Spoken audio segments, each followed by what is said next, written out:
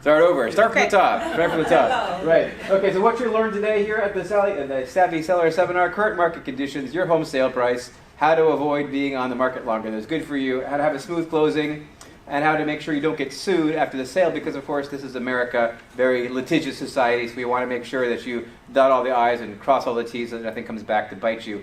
And if we have time, we'll talk about cost of sale and how to calculate your net, how much money you'll walk away with. So here are the current market statistics. You know, I don't know, has anybody here heard that like the market is not what it used to be? Has anybody heard that? Is that? Yeah, okay. So the market is not what it used to be, but it used to be pretty amazing. And now it's sort of settled down to like pretty good. So these are all fresh, hot statistics courtesy of the Santa Cruz County Association of Realtors. Median price for all year long for all homes sold in Santa Cruz in 2018, all single-family residences. These are all single-family statistics.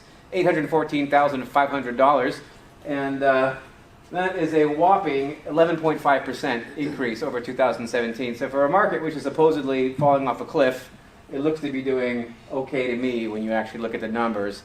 So in terms of homes listed, there were 2,382 homes listed county-wide, single-family residences. That's almost 200 a month.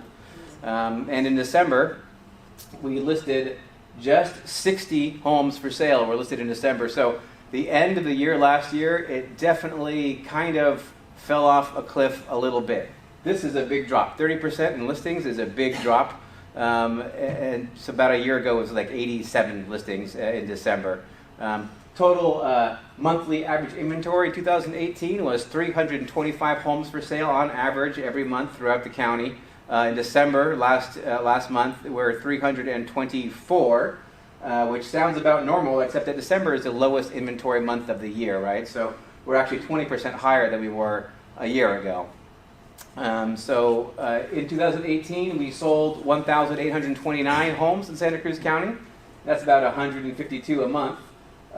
In December of 2018, we sold 115 homes. So that's not a very big number to have sold. In fact, it's 30% fewer than December a year ago. You know, these numbers will fluctuate, you know, a little bit, maybe 5 or 10%, but to have a 30% drop in the number of sales, that is a pretty big drop. So something weird happened in December, and it happened nationwide. There were a lot of sales that just didn't happen in December. And nobody quite knows why. It might have something to do with the trade war in China, government shutdown, Trump, I don't really know, but people seem to be putting the brakes a little bit on their real estate business. So what's it all mean? What does all that mean to you? Well, basically it means that there is more inventory than there has been in the recent past, but there's still very little inventory out there by historical norms. Homes are taking longer to sell than they used to. But still, they're not taking very long at all. And prices appear to be rising, right? 11.5%, quite a bit. But interestingly, the California Association of Realtors has predicted that in 2019, home prices in California will decrease by about 0.5%. So where they came up with that number is anybody's guess, but they are predicting that sales will be declining, volume and prices will be declining throughout the year. So what does that mean for you if you're thinking about selling your house? Basically, it means you need to be a little bit cautious, right? You don't want to make some of the crucial mistakes which a lot of people who don't sell their houses end up making. And we're going to talk about what some of those mistakes are and how to avoid them. So I want to say, though, that, are we in a buyer's market? Are we in a seller's market? Regardless of what kind of market we're in, a buyer or seller's market, pretty much the things you want to do to sell your house are exactly the same, regardless of the kind of market that you're in.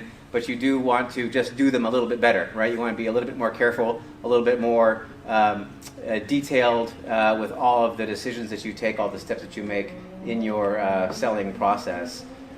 One of the big things that I want you guys to understand is that selling your house is like a numbers game, right? There's a lot of different numbers that you want to be paying attention to when you're selling your home. The first big number that you want to pay attention to is the price, right? You want to make sure that you have the price exactly perfect so that you can have a relatively expeditious sale.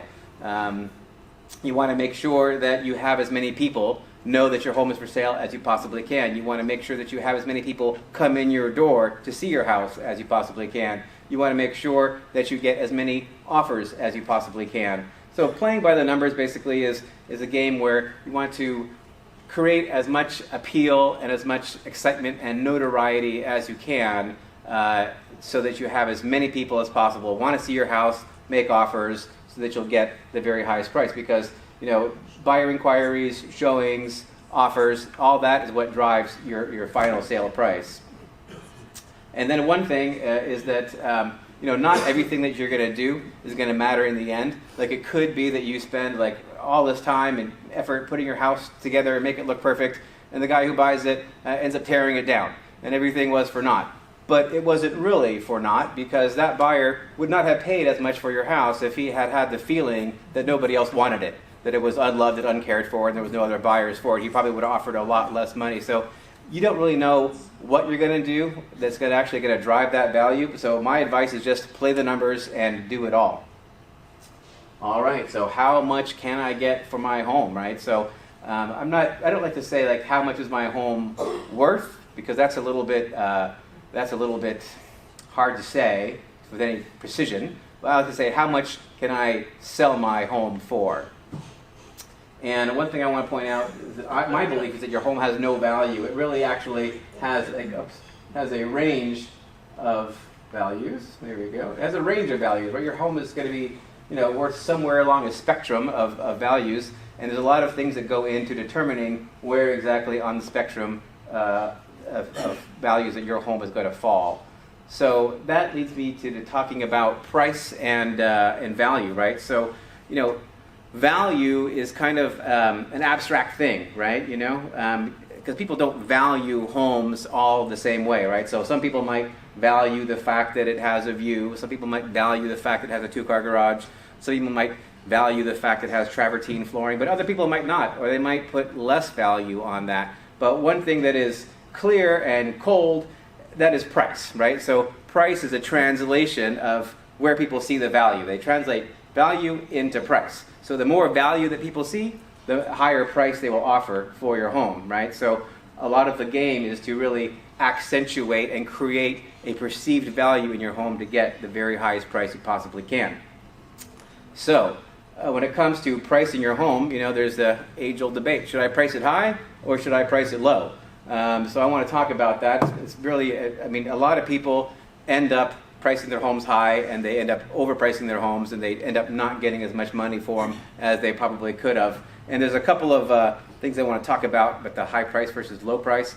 The first one is the anchoring effect in real estate, right? And anchoring exists in many different aspects of our lives. But basically, if you anchor a high price, and one of the first things that anybody knows about your home is how much you're asking for it, right? So if you say, hey, I want $1 million, the person is sort of subconsciously led to feel that your house is worth $1 million, or maybe is worth $1 million. That's their frame that they're starting from. So a lot of people think, well, you anchor it high, and then people are more likely to pay a higher price for your home. That's one theory. Another theory is the endowment effect. Have you guys heard about this? Richard Thaler is an economist at the University of Chicago. He won a Nobel Prize for his work in this, and he came up with this word called the endowment effect, which is that people, when they own something, they attribute a much higher value to it when they own it and compared to when they don't own it, right? So like classically, let's just say you have coffee mugs, right? And you ask people, these dirty, stained, chipped coffee mugs, hey, how much are those coffee mugs worth? People will say, that coffee mug is worth $1. And then they say, okay, well, how much is your coffee mug worth? Your chipped, stained coffee mug? Well, my mug is worth $5, right? Because it's my mug, right? And it's interesting because it's not only in humans, it's also in chimpanzees, right? Primates exhibit the very same behavior, right? So they think it's not an emotional response, this endowment effect. They feel it's a primal thing, right? It's a fear of loss, right? Like giving up something makes you uncomfortable. You want to give it up. And so in order to not give it up, you ascribe a higher value to it. So people are sort of like genetically inclined to overprice their homes. So when you're looking at your home sale, just sort of kind of be objective about it and don't let how you feel about it cloud your objectivity.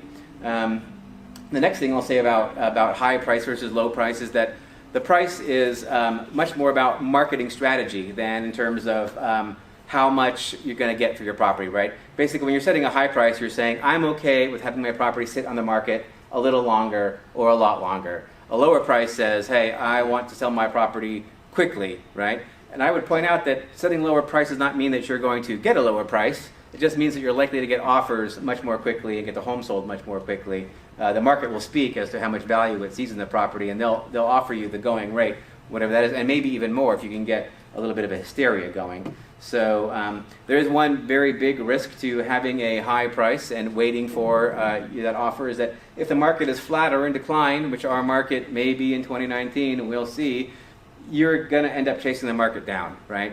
So there are a lot of risks with having a higher price than with having a lower price. Okay, let's see here. So yeah, with a higher price, you're going to end up usually, having your home on the market for 2 to 4 months. On average, we're at about 48 days on market. You could see that number be double or triple if you set a higher price.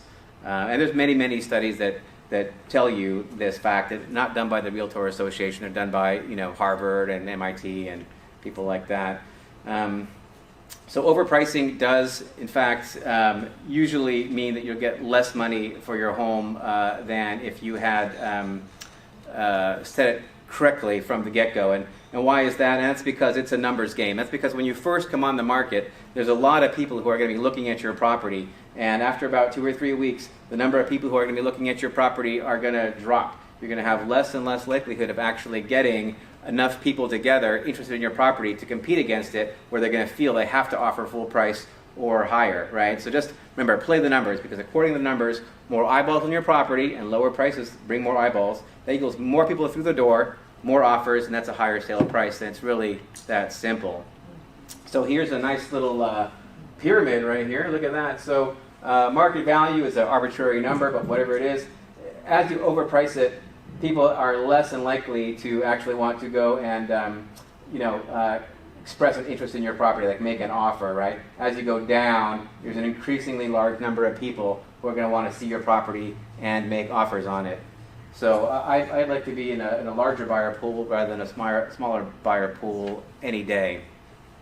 So there's also this other economic principle called price elasticity of demand, and that says that there are some goods which the price is inelastic, right? No matter what the price, the same number are going to sell, right? So like I would say like toilet paper or wheat or some kind of essential thing that you need for life. Like no matter what the price is, people are going to buy it more or less in the same quantity. But there are some goods which are elastic, right? So if the price gets lower, the demand for them increases, like automobiles, for example. If prices drop on cars, people buy more cars. If prices drop on housing or some houses appear less expensive than other houses, the demand for those houses will be significantly enhanced, and there'll be a lot more people wanting to buy that property.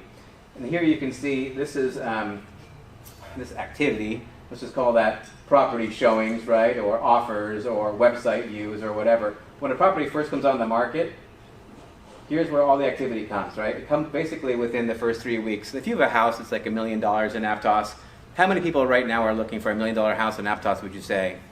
50, something like that, right? There's 50 active people in Aptos looking for $1 million house right now. A new $1 million house comes on the market, they're going to go and take a look, and all 50 of them will come and see it within about 2 or 3 weeks. And then then they're gone. They're not going to come back, probably. I mean, maybe they will eventually, right, if you lower the price, right? But that's your opportunity to sell it, is in those first 2 or 3 weeks, to hit those buyers who are actively looking and who are ready to compete against each other, because they're in the market right now. They are hot to trot. They're ready to go. Right? And you want to make sure that you have your property priced where they will actually make offers on it, because if you don't, you're going to be down here waiting for new buyers to come on the market in dribs and drabs, and your days on market is going to go up, and they're going to say, hey, why isn't this house selling? I better offer less than they're asking because I think it's overpriced. All right, so how do you figure out the price? The way that realtors figure out the price, most of them anyway, is they do what's called a comparative market analysis. This is the same thing that appraisers do, although not as detailed. Appraisers use this sales comparison approach to basically figure out how much a home is likely to sell for. And they do this by carefully selecting comparable properties, right? Like, so this house right here has no comps, but these houses they're all the same, right? So they all have very good comps. The thing is that when you're picking your comps, you must be very selective, very careful to select ones that are truly comparable and not ones that are not comparable. This happens all the time, right? So somebody says, okay, my neighbor down the street listed their house at $1 million. Therefore I can list mine for $1 million. I know my house is a little smaller, a little older, but it's in the ballpark. But it's because you're not really looking at the whole breadth of the comps. It's very important that when you're selecting comps, you be very honest and you factor in the things which are most important. And here they are in order. Location, right? You want to have homes which are in the same location within about a half a mile or a mile, ideally. You want to have ones that are within the same square footage, within about 10%. You want to have ones that have the same lot size and utility and views, right? Here we have a lot of different kinds of lots. Some are an acre, but only 5,000 square feet is usable, right? You want to factor all that in there as well. You want to have ones that have the same bedroom and bathroom count, or very close to it. You don't want to compare a 5-bedroom house with a 2-bedroom house. Upgrades and amenities. Does it have a new kitchen, a new bathroom, right? Does it have some nice features like solar panels, for example? And then the condition, right? Is it a fixer-upper or is it mint, right? Age, right? And also effective age, because you could have a 100-year-old house that has new wiring, new plumbing, new roof, new foundation, new landscaping. It's basically a brand new house. So what's the effective age of the house, not the actual age? And then garage space. People care a great deal about garages here. There's a lot of stuff that that goes into the composition of a good comparable property that a lot of people don't look at the details that closely, and they end up overpricing their property because the properties aren't truly similar. So one of the big mistakes that people make when they're sort of valuing their house all by themselves in their house at night looking at Zillow is that they look at the listed properties, right? They say, my neighbor's house down the street listed at $1 million, I'll list mine at $1 million as well. Well, it doesn't mean that the neighbor's house is going to sell at $1 million. It might end up selling at $850. So if you're looking at listed comps, that's probably not the great way to actually get your value. Another thing is that people look at outliers. This happens all the time where they'll point to one weird sale that sold way higher than all the other properties, and they'll say, well, look at that house. That house sold for $1.6 million, and that house was an outlier. No other house sold for $1.6 million, but that one did for some strange reason. And sometimes people get lucky, right?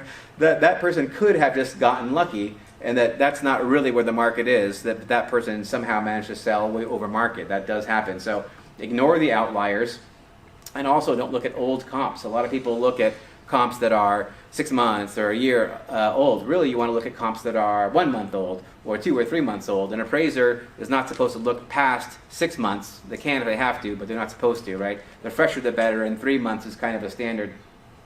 Also, this is a big one. Make sure that you are looking in the same school district, right? So if you have a house in Aptos, make sure that see where, do the kids go to Rio or do they go to Valencia, right? You really want to pay attention and make sure that you're comparing like for like, because school district boundaries are extremely important and they're often overlooked. All right, now, so preparing your home for sale. This is a quote from Robert Schuller, famous American televangelist. Spectacular achievement is always preceded by unspectacular preparation, right? This, I think, is where people really end up having a lot of success or failure when it comes to getting their house ready, getting the most money for their house, and that's getting their house ready for sale. So presentation is absolutely critical. You really want to have your house shown in its very, very best light. Like, for example, if you were to go to a flea market and buy a Rolex out of a junk box versus going to a jeweler and buying a used Rolex out of a nice display case with a jeweler's loop and some white gloves, right? Which are you likely to pay more for, right? You're likely to pay more for the Rolex from the jeweler, even though it's essentially the same product, right? So presentation is absolutely important. It's just a psychological thing. People like stuff that looks good. Actually, what people really love is they love new, right? So when you go to buy that Rolex from the jeweler, he has it looking pretty new. It's like when you buy a used car from the car dealer, it doesn't look like my car does right now. It looks like a brand new, almost, car, right? Because people love new. So you probably don't have a new house to sell. You probably have a used house to sell, but the best advice I can give you about that is just make it as new as possible, given the time and resources that you have available, right? So don't beat yourself up if you don't have any money or scale or time to get a property ready. everybody has some skill, some time, and some money. So whatever you have, just do the best you can, putting it into as new as you possibly can. So what do buyers really look for in a home? Number one is they look for location. That's the most important thing, right? They want to be in Santa Cruz County somewhere, right? Maybe on the west side, but they'll take Live Oak, right? Characteristics, the age, square footage, bedroom, bathroom count. That's also very important. And then condition and price. So, there's two things on this list which you can't really change, the location and characteristics. You can change the characteristics, but not cost effectively in most cases. But you can affect the condition and the price, right? So those are the things that you really have to work with. And you want to make sure that you have the condition matched up with the price. A lot of times people will, put a price on the property as if it were in much better condition than it is. And it's not going to sell. Any home will sell for $1. There's a buyer for every home, right? And it's either there's one reason or the other reason why the property isn't selling. It's either their condition or the price, because they're out of whack, right? So you need to make sure that your price and your condition are in harmony. That's because, buyers are totally, completely blind to potential, right? Like, a lot of people think, my house is awesome. Like, if you did this and you did that, it would be amazing, right? And that is true. Most houses, around here, they're great. I could live in almost any house in town, but people can't see that. They can't see it. They have, like 90% of people have no capacity for seeing potential. So you have to show it to them, right? They absolutely have to see it because they won't pay for what they can't see, right? So let's see here. What's next? The good news is that it's actually pretty easy to get your home into the kind of condition where most people will be happy to come through the house, to see it, to make offers on it, and it's all really simple stuff. This is the best return on your investment in terms of time and money, and after 16 years in the real estate business, I can tell you definitively, this is the list, and this is the order that you need to care about. Decluttering, getting rid of the junk, making your house feel big, empty, spacious, right? Cleaning is very important. Anybody can clean almost, right? It's almost free to clean your house, right? So clean it thoroughly, deeply, right? Get it looking spick and span, spotless. Then landscaping, right? We live in California's indoor-outdoor lifestyle. At least half of the value, at least what you're selling, is the dirt underneath your house, right? Make sure that your dirt sings. Make sure it looks really great. And a lot of people can do landscaping by themselves. It's not that hard, right? So spend a few weekends out there and getting that looking ship-shape. And then paint, right? Paint is very important. Even if your house is relatively recently painted, you might want to paint it anyway. Why? Because paint smells like what? It smells like new, right? When people smell paint, they think new, right? And it makes them feel that the house has been rehabbed and ready to go, right? Also flooring, right? So if your flooring is worn, you really should replace the flooring. And there's a lot of cheap, inexpensive flooring options out there, like luxury vinyl tiles, all the rage nowadays. It's a locking together plank system. It's very inexpensive, easy to put together. You can throw that over anything, and your floors will look a million times better. Next is light fixtures. Lighting is very important. You really want to have a very bright, well-lit home, and lighting is relatively inexpensive. You can get LED lights, and if you're getting LED lights, you want to put in dimmer switches as well, because LEDs, they require special dimmers as well. So, replace the switches. Also the outlets and the outlet covers. You don't want those old painted-on outlets that look really old from the 70s. Sort of dress them up a little bit while you're at it. That's an easy win. Plumbing fixtures, right? So if you have a stained, cracked old toilet, get rid of that. If you have a corroded fixtures, with hard water stains on them, get rid of that. Just even a chipped sink, get rid of the sink. Go down to Restore down on the west side. They'll sell you a sink for, I don't know what, really cheap, like $25, right? For a $200 or $300 sink, right? And it might not be new, but it's newer than your 50-year-old sink, right?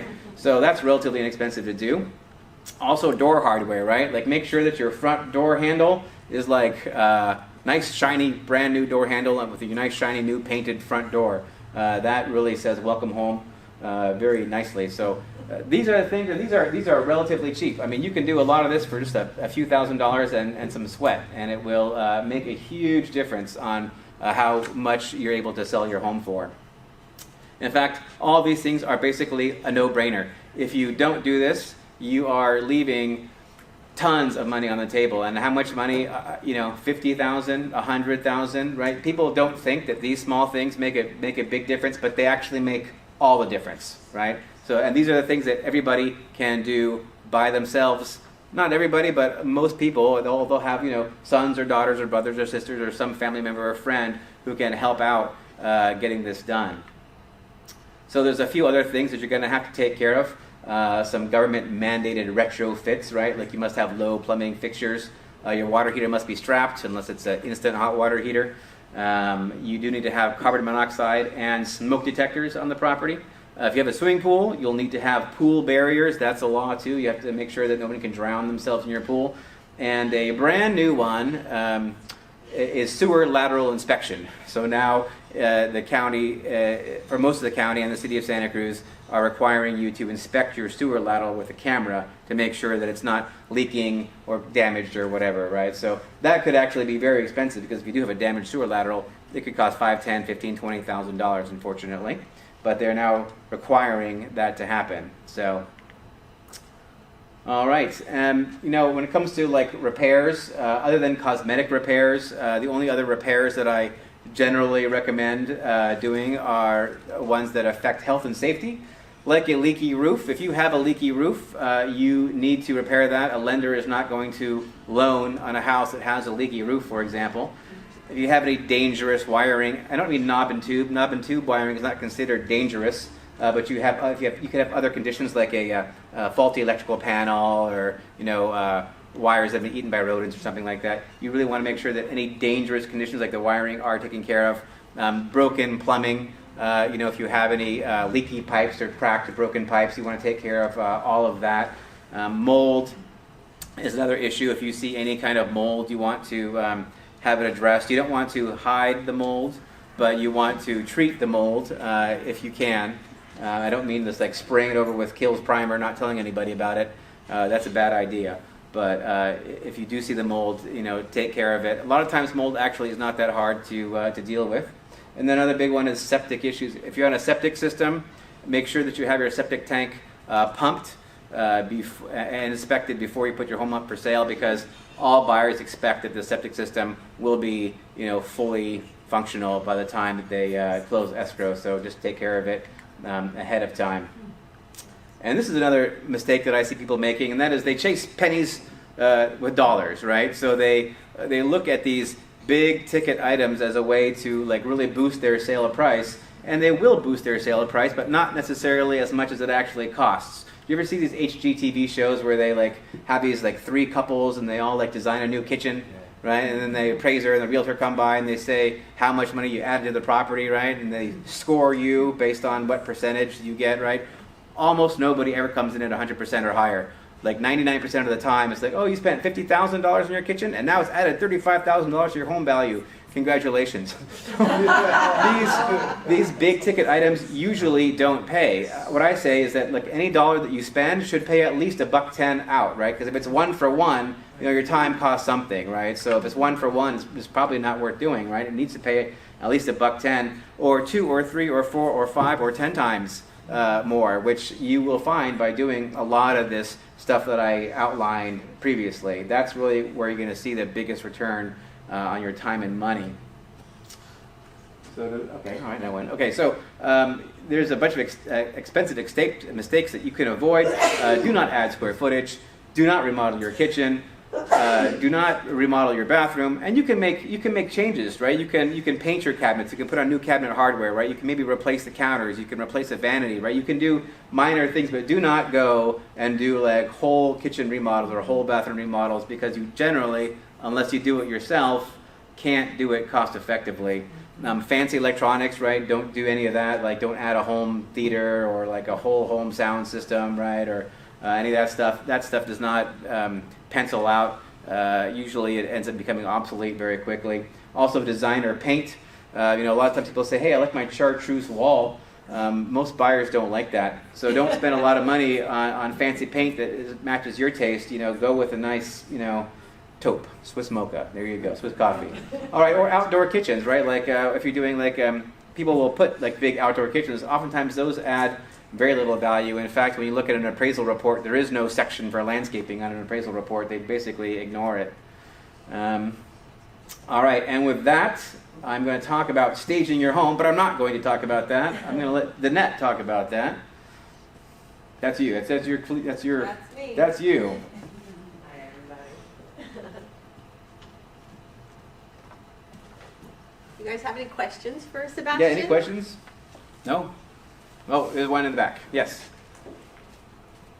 Since Trump has taken office, we have had, what is it, 7 interest rate hikes.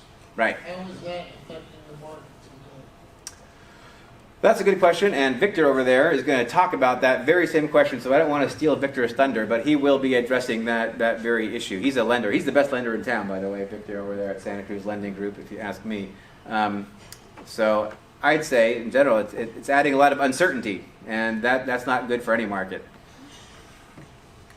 All right. You want to take off? Take it up? Yes. Okay. My Take it name's away. Danette Lawrence.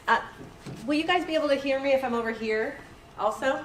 Okay, because I'm probably not going to stand right next to the mic. My company's name is I Design House. I do staging, I do interior design, and I wanted to just review some of these things that Seb is talking about. Home staging, you've probably heard of home staging. It got its name in Sweden. It started in the early 2000s, and it's defined by the act of preparing a private residence for the real estate market by using furnishings and decor, lighting, all of these things that Sebastian is talking about, and making the home look beautiful. And what it does is it gives people an idea of what it would be like to live there. It gets their imaginations moving. There's a couple important things that a good stager will do immediately, and one of them is to highlight all of your home's best qualities, all of the best characteristics, but whether that's a bay window, it could be an amazing fireplace, hardwood floors, things of that nature. We want to create those focal points in the house so that when your potential buyers come in, they see all of those great things. And then we're also going to downplay the less charming characteristics of the home. We also want to appeal to the greatest number of potential buyers. This is a house that I staged in Scotts Valley.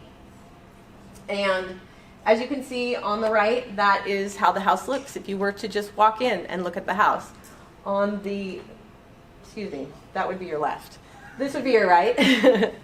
So you can see the difference there. One of the statistics for home staging is that you will spend, on the average, a stage home will spend half to a third less time on the market than an unstaged home or a home that has not been properly staged. So right there, that's probably going to be money in your pocket.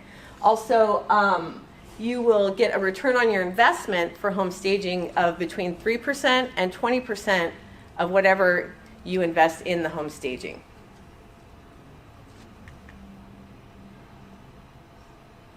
So a number that I looked at was $908,700 for the median price range of a house in Santa Cruz County. That may be off according to Sebastian's statistics. Of course, he's the expert in that particular department. But let's just pick that number for now, $908,700. You've decided that you're going to put the house on the market for that price, and you're going to hire a stager, me. You're going to pay me $2,700 to stage your home. And I'm going to stage all of the major rooms and make it look amazing. $2,700 is actually 0.3% of what that home is going onto the market for. So that's a relatively small amount of money, considering what you're planning on getting back on your investment. So the market's chugging right along, and you get multiple offers. The offer that you decide that you're going to accept is a mere 3% above your list price, which equates out to $27,261. Now your house is going to sell for $935,261. So immediately that staging has paid for itself 10 times over. That's a pretty good return on investment. Here's two pictures before and after, or Before and before.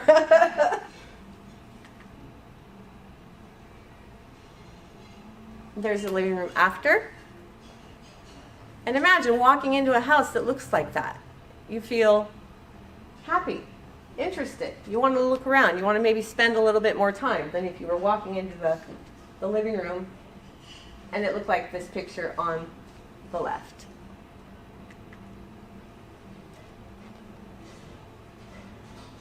This is the master bedroom after.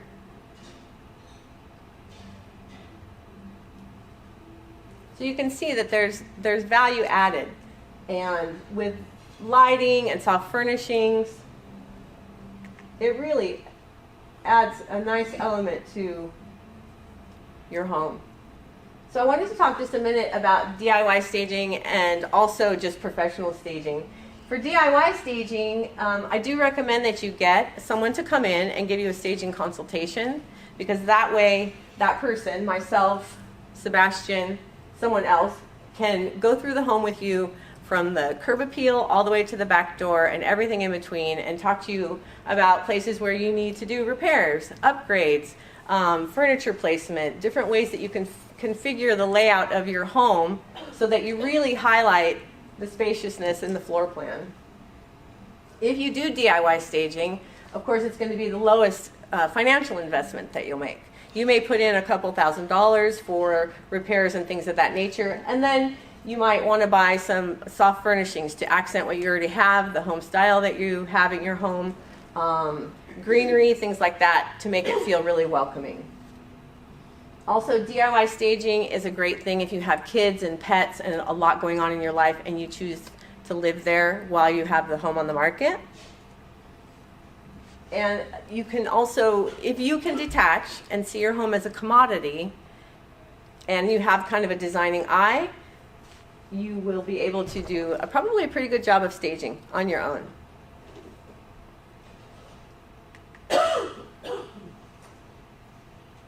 So professional home staging is pretty great because you leave the design, all the moving, and the setup to the stager. You don't have to think about that at all. The decor, the art, the furniture is contemporary and appealing. There's a cohesiveness that comes throughout the house, all the bedrooms, the bathrooms, the kitchen, and the living room. There won't be any additional things to buy once you pay your stager. You don't have to worry about additional decor that you have to move to your new house, things of that nature. There will be zero stress about how the staging is going to come out because you don't have to do it. You'll have the time and the energy to worry about packing, moving into your new domicile, unpacking, and all those things that come with moving. And then the cost of staging can also, like I said, bring you an average of 3 to 20% above your asking list price. So those are the advantages. You guys have any questions for me? Yes, go ahead. How do you determine the pricing? Is it by square footage, number of bedrooms? It does depend. I really go in and look at what the client wants. If it's if there's nothing in the home, that's a certain way that I calculate it. So there's design and labor that's involved, and then there's decor that's involved. If you wanted me to stage the entire house and all your bedrooms and you had 3 bedrooms, of course that would cost more money because then I'm filling in 3 bedrooms worth of decor and things of that nature. But it really depends on the client. I've done home staging where it's just partial home staging, so I might use your couches and some of the things in the spare room, things of that nature, so that would be something completely different. It's very individual. And does it depend on how long you get staged for? It does, yeah. There's an initial component. So like I was saying, the $2,700, that would be for the initial part of the staging, and then there's usually a month-by-month rental that's after that. That's about a fraction of that. I think mine comes out at about 20% of whatever the initial decor component is. You're welcome. Anybody else? Yes, go ahead. Do you do the packing and organizing? I do some of that. I mean, that's completely different than the staging. That whole streamlining component is something that I'm really good at. It's difficult because a lot of times the clients have a lot to say about that, but it's definitely a helpful thing to have hands-on when the client is needing to pack, get ready, and get organized, you know. What about the garage? What do you mean, what about the garage? When you're selling a place, should you like organize the garage a bit, or just If you're leave going to it stay in the as- home, I would say get it organized. Make it. You want everything to look as nice as you can make it. You want to sweep everything. You want to take down all the cobwebs. You want to put all those paint cans looking beautiful in the rack on the side of the garage or whatever that is. You know, get rid of as much of that stuff ahead of time as you can, because the more spacious you make it, the better it's really going to look. I mean, I think that's one of the things when I do consultations is, you know, you go into someone's house, they live there. They have their dogs, the kids are coming home from school every day, there's dinners and all of the other stuff that goes along with that. And when you're getting ready to put it on the market, you really want to take all your family photos down, things of that nature. So, yeah. Anything else? Thank you. I'll hand it back to you. Thank you to that. You're welcome. Great job. All right, let me just move this back here like that. All right, very good. All right, yeah, thank you so much. I think that one of the great things about staging is, remember I said that buyers are blind. They can't see things, right? Staging shows them, right? Staging shows them how that place could look, right? And if you walk in with an empty room, they can't tell, right? So staging your property allows a buyer to see themselves living there in a way that just an empty box never can. So, oh, there you go. There goes her. You got this one. There's one more slide. Oh, that's me. That's her. That's her contact info. Okay, so now disclosures. Dum dum dum. That's a really important part of a smooth sale, right? If you want to have a smooth sale, an easy sale, a sale that's not going to put you in peril for legal hassle down the road, you really want to make sure that you do a great job with disclosures. It's going to reduce the friction for the buyers. It's going to reduce the expense for the buyers. It's going to reduce the buyer's inspection period, which we'll talk about in a little bit. And it's going to reduce the risk of your transaction falling out. And you do not want your transaction to fall out once you are in contract, because the chances of you getting more money with your next buyer are very slim. The risk is much greater that you'll get less money with the next buyer. So you really want to make sure that you have the right buyer in contract the first time around, and you reduce the risk of falling out by having a very great disclosure package. So a large part of the disclosure package is these legal forms that are filled out, because the seller has to make some certain disclosures to the buyer, specifically anything that could materially affect the value of the property. So you really want to make sure that you do an excellent job completely disclosing every single item that might affect the value of the property. And we have a set of forms. It's only about 7 or 8 pages long, the set of forms. It's a very long questionnaire, and just answer those questions as best you can, and that will pretty much take care of all your legal requirements. And you want to make sure that you do that up front before the buyer goes into contract, so that you don't have any kind of, the buyer learning anything that surprises him that makes him want to get out of the contract with you. And here's a very long list of what goes into a disclosure package. And you see how tall this disclosure package is? That's not really how tall it is, but it probably is about that tall, right? I mean, it probably will be about 300 pages plus in your disclosure package. And you include all inspections and reports and contractor bids and a title report and natural hazard report and HOA docs. If you have HOA docs, it could be that tall. Utility bills and public records from the county, and then of course your seller disclosure forms. It will take a while to put the package together, but you definitely want to have that package pre-built before a buyer comes through your property. You also want to do inspections ahead of time, right? So people say, hey Seb, doesn't the buyer have to do the inspections?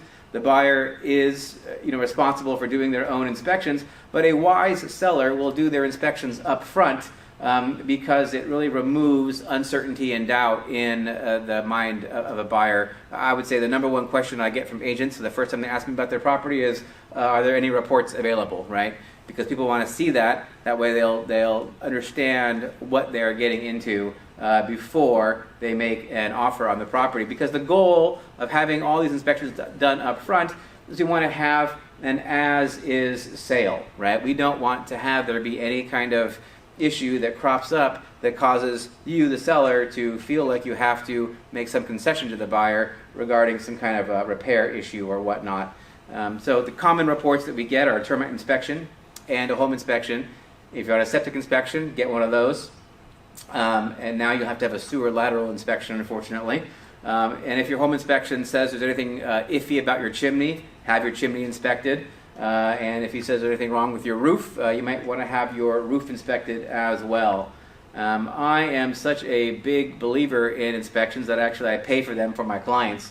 I pay for them at closing out of my commission. I don't pay them ahead of time, but I will reimburse sellers for the cost of their inspections because it makes everything better. It makes the sale go smoother, reduces the chance of fallout, makes sales happen faster at higher prices. It's just a big win for everybody. So I always pick up the tab for the inspections for my clients.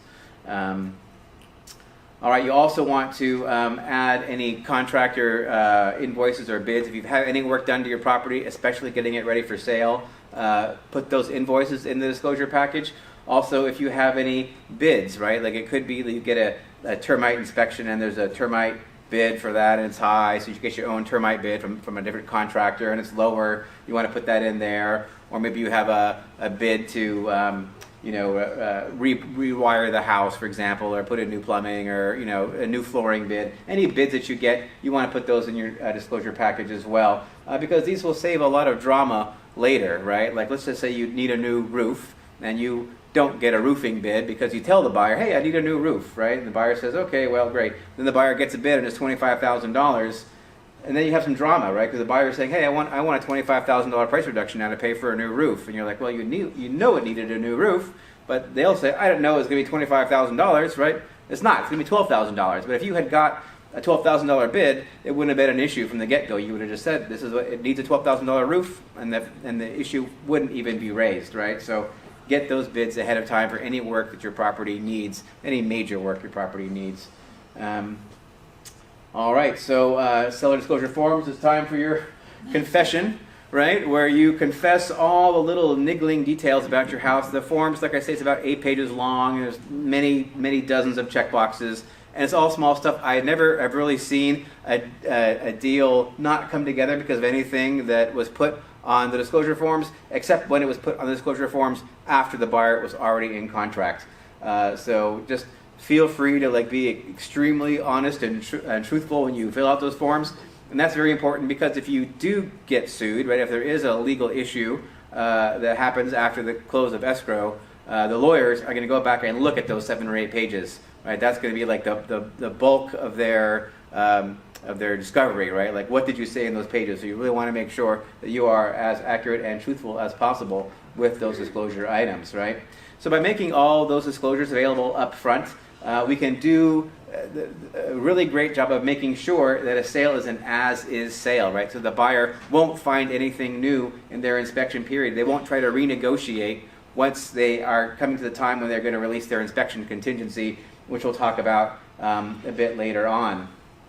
And in fact, in many cases, this is what I really love. If you do all your inspections up front, you can reduce the buyer's inspection period. By default, it's 17 days. The buyer has 17 days to inspect the property. If you do it all up front, you can very easily say, I want to give you 7 days. And about 2/3 of the time, if you've done all the inspections, the buyer won't do any inspections whatsoever. They might walk through with their contractor to look at some stuff, but generally speaking, they'll go with inspections that you give them. And then it's very easy. Then at the end of the 7 days, they just say, okay, here we go, we're done with inspections, thank you so much, and everybody goes on their way.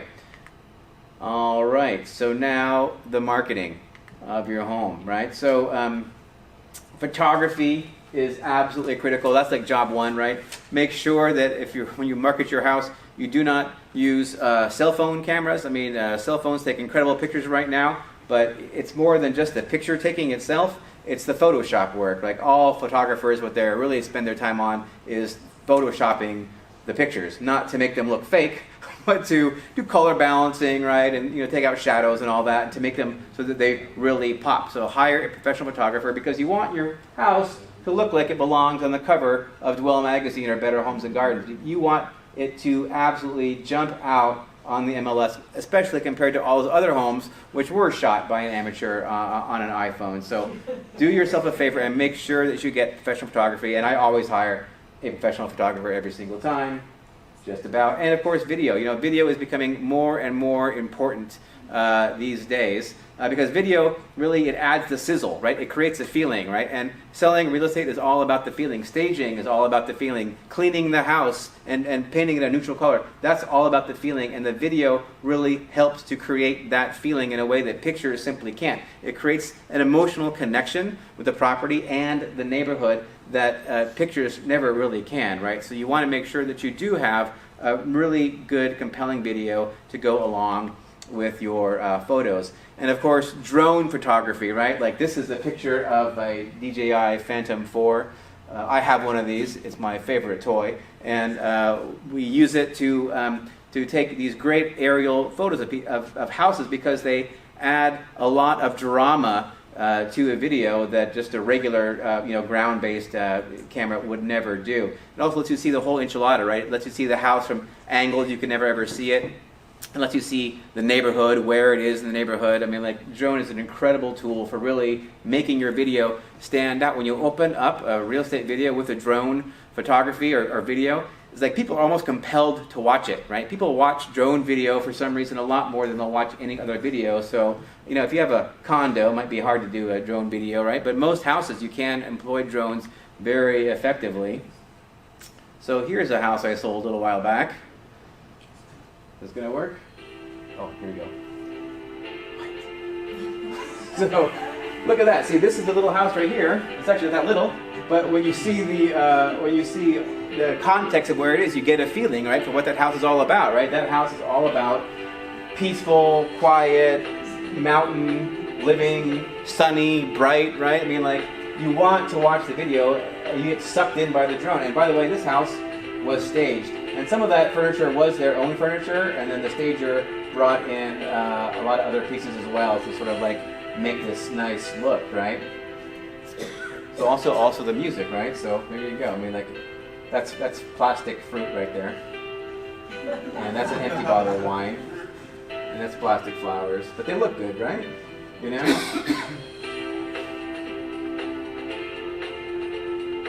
So this video is viewed hundreds of times, right? And people who do watch these videos, these are the kind of people who are much more likely to actually come and see the house, right? I mean, like, this one is a little bit out in the country, right? It's on Pleasant Valley Road, so a lot of people wouldn't necessarily want to take the drive, right? But if you see a video like this, you might want to make the drive.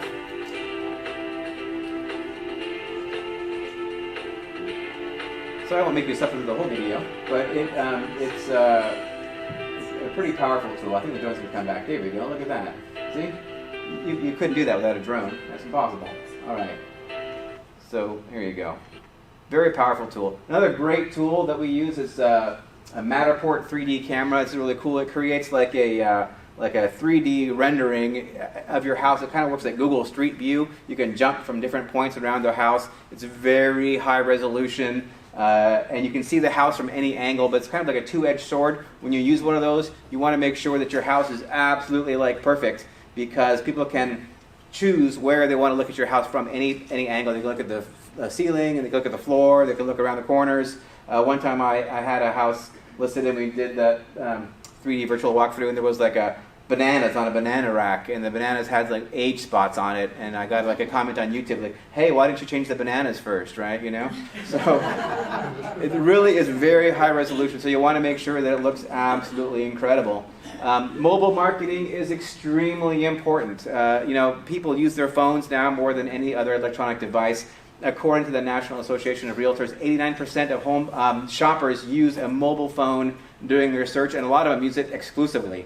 68% of them contacted their realtor through the mobile device. 79% of mobile users who are on a site that is hard to use on a mobile phone will jump off that site, right? So if they're looking at your house and they have a hard time dealing with the website, they're going to bail on it.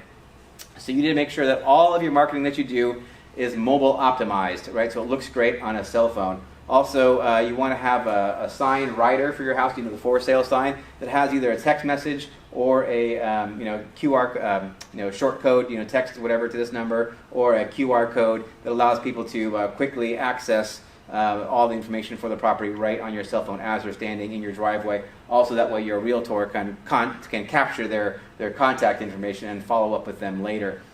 This is a really cool thing that people have started doing lately. I've done it a few times, which is virtual staging. Sometimes people might not have the money to do the actual real staging, and so I will virtually stage a house for between $30 and $80 a photo. You can get the company to actually Photoshop in furniture. It's actually cool because you get them to Photoshop the walls, different colors, different flooring, right? You can actually try out several different looks. It's a pretty groovy technique. You do need to disclose on the MLS remarks that you're using virtual staging. So another great thing that's very important is a single property website. This is really a crucial tool. And a lot of people will say, hey, why do you need a single property website? Like, isn't it going to be on Zillow? Isn't it going to be on Realtor.com? Isn't that enough? And yeah, that's actually good, but a single property website does some things that those won't do. Like, it has all your marketing assets all in one place. It'll have all your photos, all your video. It'll have your 3D walkthrough tour. It'll have your flyer, your brochures, extended marketing copy that doesn't fit on Zillow or Realtor.com, neighborhood information that doesn't appear on those other sites. And crucially, your single property website can have a call to action, right? It'll say, hey, it'll pop up a message. Hey, come and schedule a showing. Hey, come into our open house. Hey, come and just request a disclosure package, right? You can try to sort of reach out to the buyer and get them to take action, positive action, to come and see the property. So one other technique that we use quite a bit is the sneak peek or coming soon, right? You know, like when Hollywood comes out with a movie, right? They start marketing it like 6 months ahead of time, right? Like now, coming in July, Creature from the Black Lagoon 5. And they'll do that way ahead of time, right? You can do the same thing with your house listing, and you really do that so that when you actually do have that launch, you have like a big head of steam. You have a lot of interest in the property already right from the word go. So that really helps you. Earlier I showed you that big bubble of people, right, at the very beginning. You can have even a bigger bubble of people coming through your property. It also allows you to test the market with a price, right? So let's just say you're not quite sure how much the property is going to sell for, and you're not comfortable listing it really low, right? So you say, hey, let's put $1 million on this house and just see what people say. Well, you can have a sneak peek, tell people it's $1 million, and then see what they say, right? Maybe they'll say that's ridiculous. Maybe they'll say that's great. Maybe you'll get offers. It just allows you to test a price without actually publicly going forward with the price, then losing momentum once you actually do hit the market. And during that sneak peek period, where do people go to find out about your property? They go to your single property website, right? Because it's not going to be on Zillow or Realtor.com because it isn't yet listed. So social media is extremely important. Social media is kind of like the modern word of mouth. Like, nobody talks to each other anymore, right? You're at a party, people are texting each other right across the room. So basically, social media is kind of like the modern word of mouth. It's how people communicate these days about different things. So if you have like a single property website, it's very easy to share that across different forms of social media. It's also a great way to target specific buyers. Like if I have a house in Scotts Valley, for example, and I think that somebody from who works in San Jose might want to be buying this house, it's very easy to target those buyers specifically on in San Jose. And maybe some of those buyers hadn't really been thinking about Scotts Valley, but if you put it in front of their face, they'll say, hey, why don't I just go over the hill? It's only 15 minutes, and I'll see what I find, right? It's also great for getting word out about an open house. Every time I do an open house, I'll do at least I'll share the link on my social media, and a lot of times I'll actually pay for advertising for the open house as well, so that it pops up in the feeds of people who I think aren't going to be wanting to maybe make an offer or come on by. All right, and it's also really great for sharing video. People love sharing video on social media, so you can share the video link without the single property website or in the single property website. Take your pick. And then good old paper and ink. Remember that, paper and ink, right? So I do use paper and ink. I do recommend it for flyers. Flyers are still a very popular item. You want to have plenty of flyers available. People eat them up. Then brochures for like a larger property, which all the information doesn't fit on a flyer. Make a brochure. Door hangers. We use door hangers for usually just listed or announcing an open house around the neighborhood. And postcards. We'll send out postcards announcing a listing and or an open house. But one thing we don't do is we don't really do much print advertising in newspapers or magazines. How many people here came here because you saw the ad in a newspaper or magazine? Nobody, right? And I spent all that money on newspaper and and magazine advertising, and it's just money down the drain. So I don't do any newspaper or magazine advertising, and I don't recommend that anybody else do either. I think it's just doesn't work for selling houses anymore. So once you've done all that, you got your video, your photos, your 3D walkthrough, your drone, your single property website all built up. At that point, you're ready to list it on the MLS, which is the multiple listing service, which is a huge database of all the, not all the homes, but like 92% of all the homes that are for sale. And it was created originally back in, I don't know, the 50s maybe, by the realtors. And originally it was just for realtors, right? Like they would have these MLS listing books, and they would print them up every week, and people would take them around physically. They would have them at the office, and they would run off copies and whatnot. But now, of course, it's an internet-enabled database, and all consumers have access to the MLS. Realtors have a super access to the MLS with some additional information which the public can't see. But having your home listed for sale on the MLS is absolutely crucial. I list every single property on the MLS. It's very rare when I'll sell a property off market, because you usually are not doing yourself any favors by having a property listed off market. There are some times when you might want to do that, but for most people, the way that you can be sure you're getting the highest price for your property is by listing it for sale on the MLS. So once it's on the MLS, that's when it gets syndicated out. They call it syndication, out to all your favorite websites like Realtor.com and your Zillow, KW, right? HomeGain. Almost everybody's going to find your listing on Zillow, on Realtor.com, on Trulia, on Redfin, on Movoto. There's like 5 or 6 sites that like almost everybody uses, like 98% of everybody, and all the other ones are just kind of just like gravy, I guess. But nevertheless, you never know where someone's going to find your property. So once you have your property on the MLS, you may want to consider putting an offer deadline. And I heard that offer deadlines are a thing of the past, that nobody wants to do this anymore because the market is so soft. I don't believe that. I remember back in 2008 when the market was in a meltdown. Every single bank that was selling properties, and about half of every property was sold in 2008, 9, and 10 was sold by a bank. Even then, when the market was totally in the tank, almost every single one of those properties had an offer deadline. An offer deadline works in any market, and what it does is it motivates buyers to get in the door quickly. If you say, hey, we're reviewing offers in a week or reviewing offers in 10 days, you know that you need to get in to see that property if you want a shot at it before that deadline comes. It also lets you get offers from all comers. So if you list your property low, your concern is going to be, that's not as much money as I could get for it, right? I mean, that's a natural worry, right? And in fact, if in fact you took the first offer that came through the door, you might not be getting the very highest price you could. That's why setting an offer deadline allows for adequate market exposure. You want to make sure that your property is on the market at least a week, and probably more like 12 or 14 days, so that everybody has a chance, all those people in that big bubble, that first rush, they have time to come through the property and see it in a compressed period of time. It's also good for you, less open houses, less disruption in your life, right? It also sets you up for my favorite thing, a bidding war. Oh, I love a bidding war. Bidding wars are absolutely the best. My goal with every single property I list is to have a bidding war. It works best for sellers, right? It doesn't work so good for buyers, but it works great for the sellers. And if you price the property correctly and you have the condition and the property like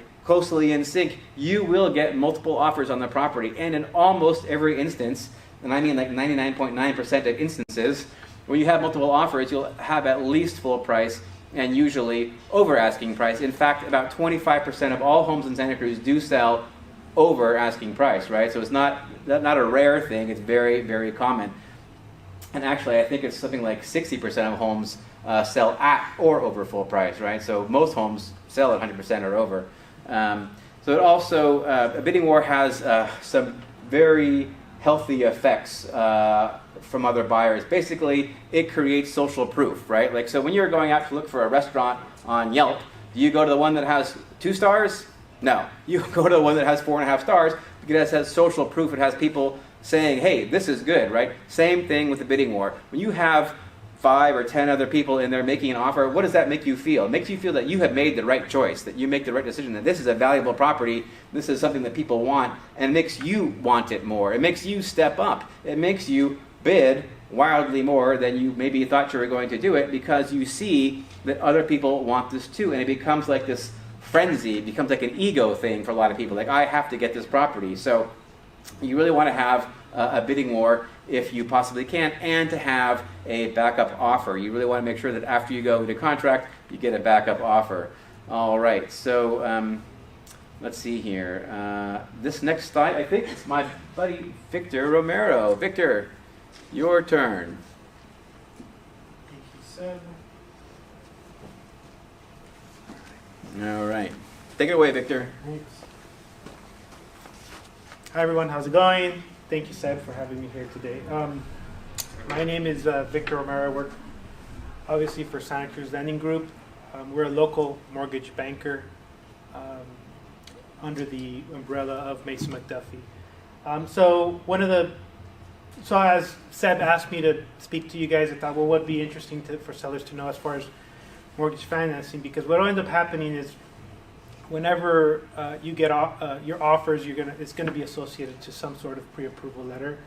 And depending on how the person that's writing the pre-approval letter, you're either going to love them or you're going to hate them. So it's like, okay, so now we have to figure out, as far as offers being out there,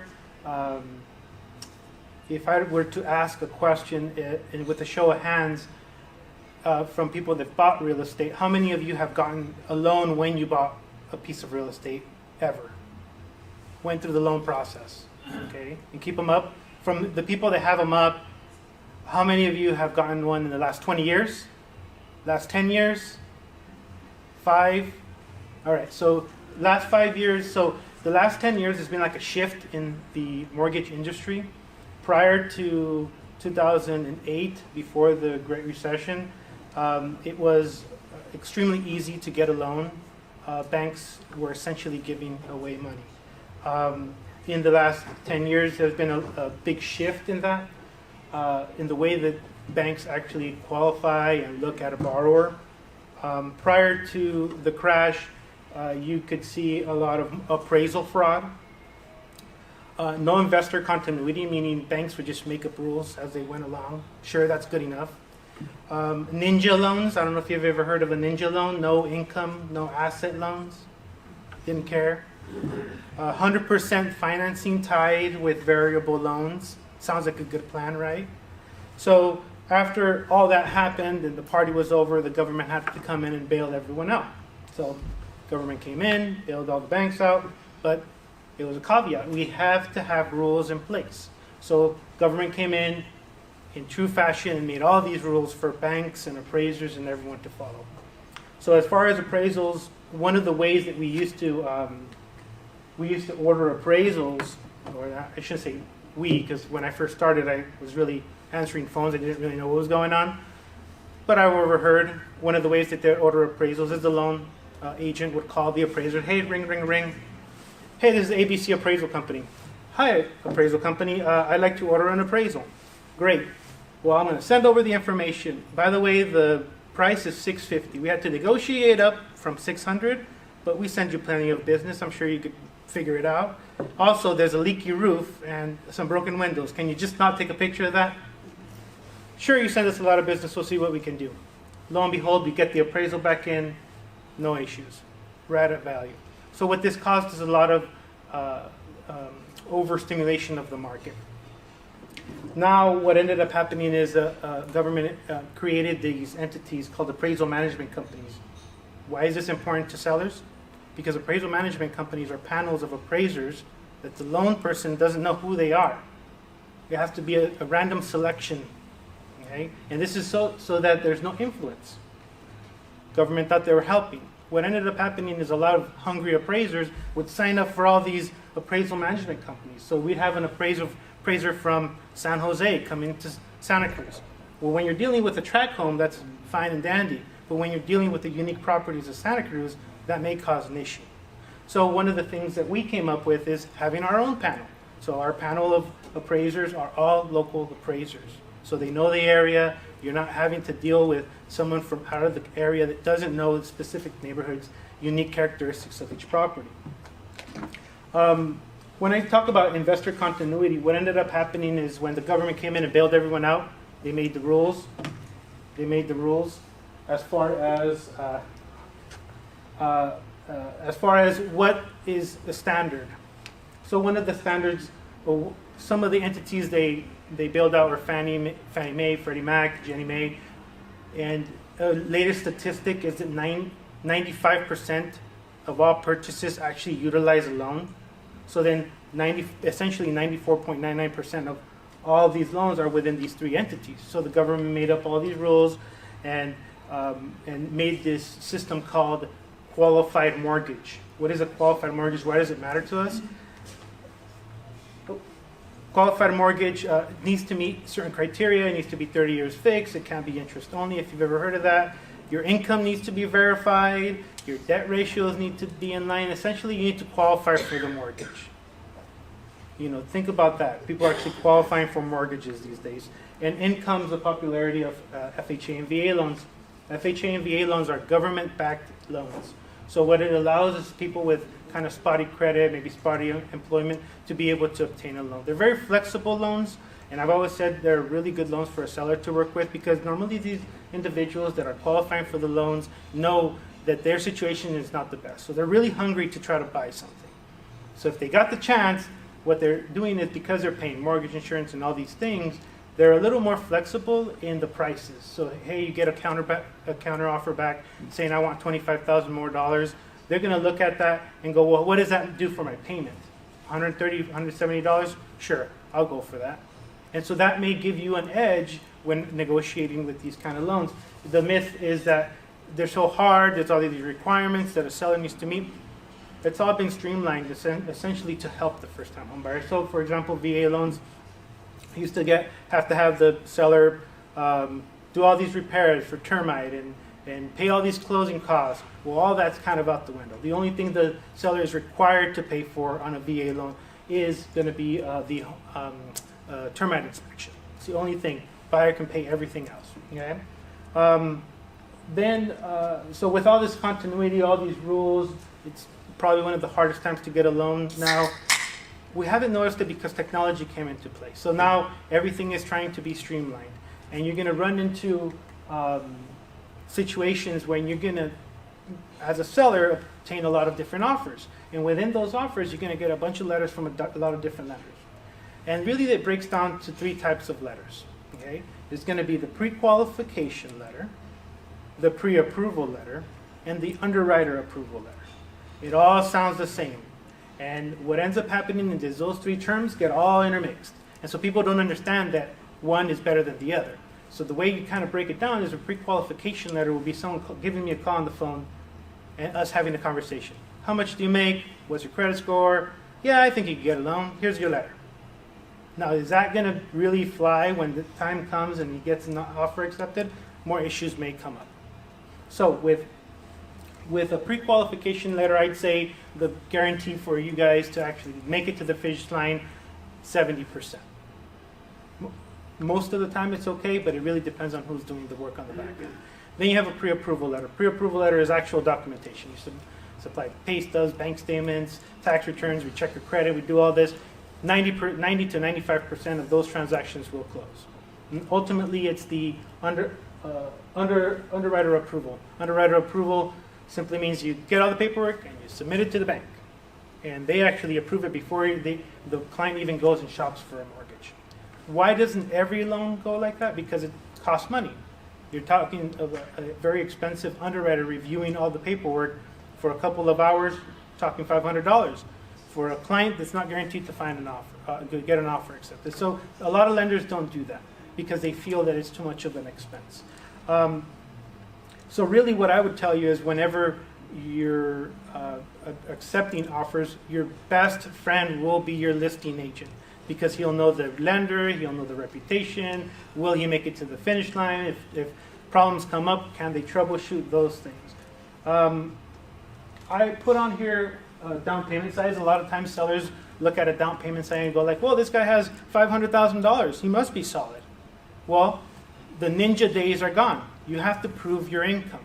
So even if you have $500,000 and you have to apply for a $100,000 loan, you still have to validate all the same information as if you were to flip that around.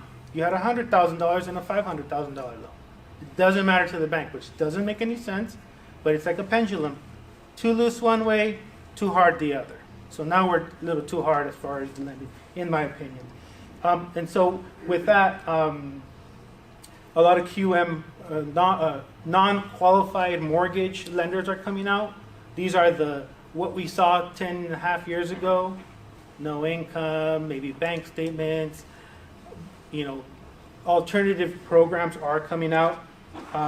They make up about less than 0.5% of all loans made. They are trying to make a comeback, but the problem is that the government's instituting certain requirements that if they do a loan, it has to be a responsible loan, and they're financially vested on that loan for the entire term of that loan. So if they make a 30-year loan, for 30 years they have to keep track of that loan, and if it ever loses money, the investor who originally made the loan is on the hook for it. And they feel that by doing that, the investor or the bank that makes the loan will be a little more responsible in making that loan.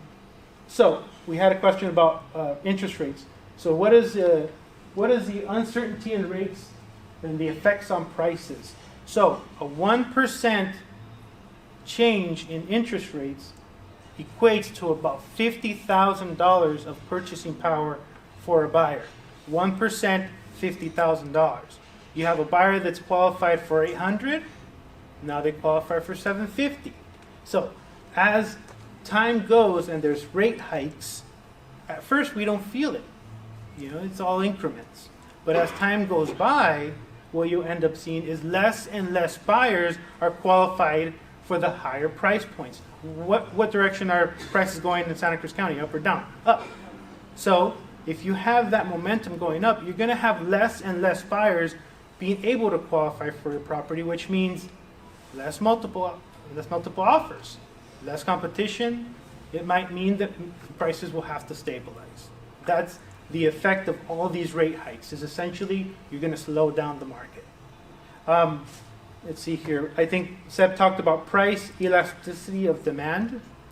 The lower the price, the more demand. The cheaper the money, the more demand for money, right? So that's what the government did back in 2008, 9, 10, 11, is they dropped the price of money to make it cheap. And now we're full steam ahead, and what do they do? Okay, now it's time to start increasing the rates because they don't want a 2-bedroom, 1-bath costing $2 million in Santa Cruz. They gotta pump the brakes. But unfortunately, they can't pump them and figure out where the sweet spot is. Kind of like, I think it was like Goldilocks, too hot, too cold. Guess what happened in December? It got a little too cold, right? That's where we saw the dip in the listings, and we saw a dip in our production because the rates went up too high, too fast. And so now they backed off and they're trying to figure it out. But anyways, any questions? Nothing. Okay. Turn it back to Seb. All right.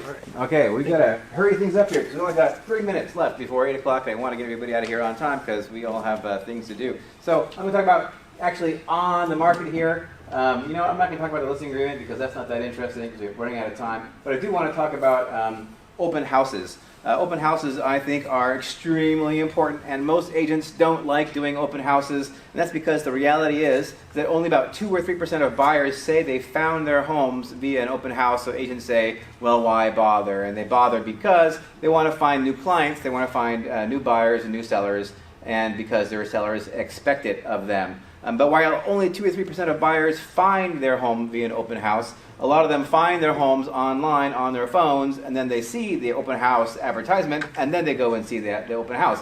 I love open houses. I don't really work with buyers very much, but I like doing open houses because it reduces the requests for private showings, and it really is a hassle if you're a seller to have somebody call you up at like 4 o'clock in the afternoon and say, hey, can I come and see your house at 6 when they get off work, which is when you want to have dinner, right? So that's really a drag, and by having more open houses, it just makes it easier for the sellers to have fewer interruptions. Also, it is a chance for me to see the buyers and see what they like, what they don't like about the property, and give my sellers better feedback. So I'm a big believer in open houses, and I like to do them unfortunately every weekend, just about.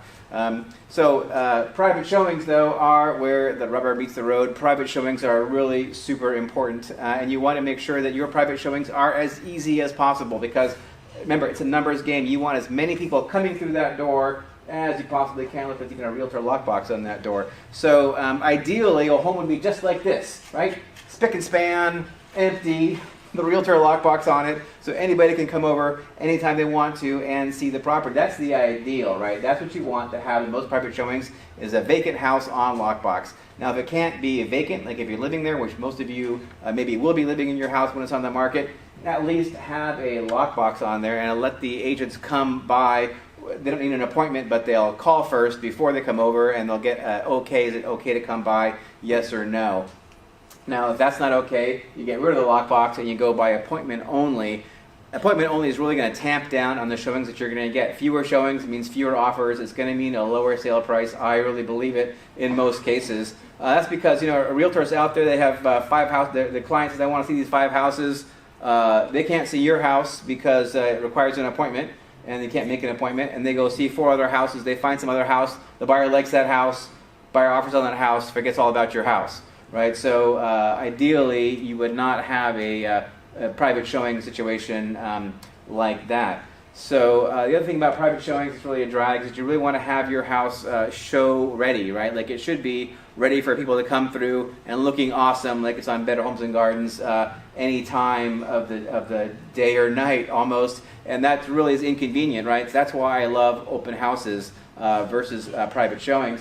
But private showings are very important. Also, the worst case scenario is you have a tenant-occupied property because tenants require 24 plus hours notice before anybody can come through.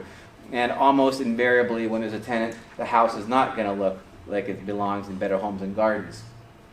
So recognize overpricing. How do you recognize that you've overpriced your property? Well, one way is you'll get very few people asking about it, you'll get very few showings, and you'll get no offers. That's one way of telling. So here's a rule of thumb, right? Just a rule of thumb. If you get 10 legitimate showings, if you have 10 private showings, people coming to see your house, you should get 1 offer. If you've had 10 private showings and you get no offers, that's a strong indication your house is overpriced. Now, how about open house visitors? An open house, you'll have a lot of people who are just looky-loos, right? So I put it at about 30% of people who come to an open house, about 1 in 3 approximately, are real buyers. So if you have 30 parties come through your open house, you should get 1 offer. And if you don't get 1 offer after 30 people come through your house at an open house, it may be overpriced. Another thing I like to do is flyers. When I get a brand new listing, I print up 100 flyers, put them in the flyer box. After 75 flyers are gone, if you have no offers, that's a good sign that your house is probably overpriced. Also, if you've exceeded the average days on market for comparable properties, right? So like, let's say you look at Aptos and you say, okay, properties between like $800 and $1 million. How long are they taking to sell? If you are exceeding that, that's probably another very good indication that your home is overpriced. I'm not going to talk about seller incentives very much. You can always sweeten the pot by doing some of these things, but we hardly ever have to offer any seller incentives. Buyers might ask for them, but you don't usually have to offer them. So negotiating very quickly, I just want to say that knowledge is power, and you want to make sure that you don't disclose or don't overshare with anybody more than you have to. Like, don't tell people how motivated you are or why you want to sell. It's one of the few things you're not required to disclose. You don't have to tell people why you're selling. If you're getting divorced, if you're going bankrupt, if you lost your job, if whatever, you're ill, you're not required to tell the buyer that, and don't tell the buyer that, because if they know there's any kind of distress on your end, they're going to hammer you. So don't do that. Also know that the first offer that a buyer gives you is very rarely their best offer, right? So the buyer is going to make an offer, and they're going to anchor their price at their price and terms at a certain spot. Don't be afraid to counter back that offer. If a buyer really wants your property, they'll go back and forth with you a few times, right? Don't be afraid to be a little firm with the buyers. But do know that most successful negotiations do have both parties giving a little, right? The trick is to give away things that mostly don't matter to you, but they could to the buyer, right? So instead of giving money, you could give them, allow them to move in early. Maybe you could allow them to do some move their possessions in ahead of time, right? There's certain things you can do that don't actually cost you any money, but may make it seem like the buyer is getting a better deal. And so also you also want to maintain a productive and professional tone throughout the negotiations, right? You don't want to make it personal. You want to make it seem like you really want to put the deal together, right? So always keep talking and always just be prepared to give a little. So key features of the purchase agreement, right? You got your offer amount, you got your closing date, your contingencies. It'll say how long the buyer has for their inspection period, their loan, time to get a loan squared away, time for their appraisal. Very important feature is that the buyer can cancel. Until the buyer has exceeded their contingency periods, the buyer can cancel the contract. The seller cannot cancel the contract, right? There's no way for the seller to cancel a purchase agreement unless the buyer fails to perform, right? So the buyer has 10 days, let's just say, to do their inspections, right? If they don't release their inspection contingency in 10 days, the seller can issue a notice to perform, which says, buyer, you must release your contingency, and if you don't, I can cancel the contract, which you can only cancel the contract if buyer fails to do what they promise they will do in the contract. And then, very important thing, once again, is that the sale is an as-is sale, which we talked about during the disclosure portion. What does that mean? Basically, there's a clause in the contract, right, which says that it's an as-is sale. That means the seller does not have to reduce the price or make any repairs or give any credits for repairs whatsoever, none. In fact, if the buyer asks for some repairs, the seller is not obligated to even respond to the buyer's request. You can completely ignore it. And if you want to do that, what you do is you send them a notice to perform, which basically says, look, release your contingency, this is it, I'm not going to do anything, and then that's fine. The buyer does not have to proceed with the sale. At that point, if the seller doesn't want to make any concessions for a repair, then the buyer is free to cancel the contract, they get their money back, and everybody goes their own separate way. And so when this happens, when a buyer asks for a concession, many sellers will say, well, gee, look, if I pay $10,000 to this buyer right now, then I'll get my $300,000, and I can go and take care of my, I can proceed with my life, right?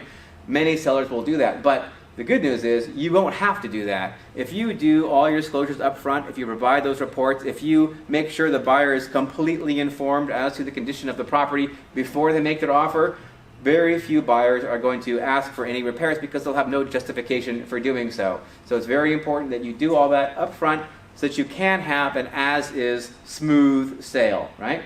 Okay, so, all right. If you have had a number of offers, right, if you have a backup offer, people will know who's in charge, because you really want to make sure that you have all those people who are interested and wanting your property, right? Because if you overprice your property and you're on the market for 6 months and you get one offer, you're going to get one buyer. That buyer is going to like nickel and dime you and chisel you over every last little thing, because that buyer will feel, hey, I can buy any property I want to. You have one property to sell and you can't sell it. I'm your only game in town. The relationship twists around to where the buyer is in charge. Don't let that happen. Make sure that you're in charge. Make sure that you have generated enough interest in your property so that the buyer feels the pressure, like they don't really have any kind of latitude to be asking you to make any concessions, right? So that is what all of that work that you do ahead of time will put you in command of the sale when you actually are in contract with the buyer. All right, so vetting the buyer, agent, and lender, right? So it's actually difficult to vet the buyer personally. You can go and look at them on Facebook, and I have a lot of sellers who do that to kind of get a feeling for where they are. And one client even told me, yeah, they just told me that they got a big promotion. So that was good to know, because their Facebook page was public, right? So they had a feeling the buyer could maybe perform or offer maybe a higher price. The buyer's agent though is really easy to vet, and the buyer's agent is really important. You can go and you can see their reviews on Zillow and Yelp. And there's plenty of great agents who don't have any reviews on Zillow or Yelp, especially your older agents, maybe in their late 60s or 70s. They haven't gotten the bandwagon, right? But do what you can and ask your listing agent what their reputation is. You can also look up on their on the Department of Real Estate to see if they have any infractions.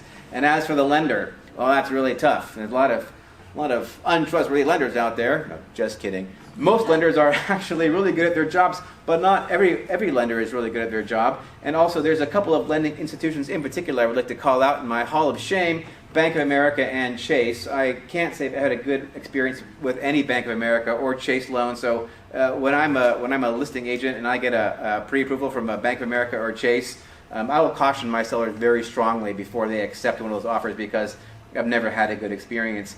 But you can have a good experience, I think, with Bank of America or Chase. It's possible, because it really comes down to the actual loan officer, right? Because they jump around, right? I mean, like, somebody might go from Wells Fargo to like Opus Advisors to Santa Cruz Lending, right?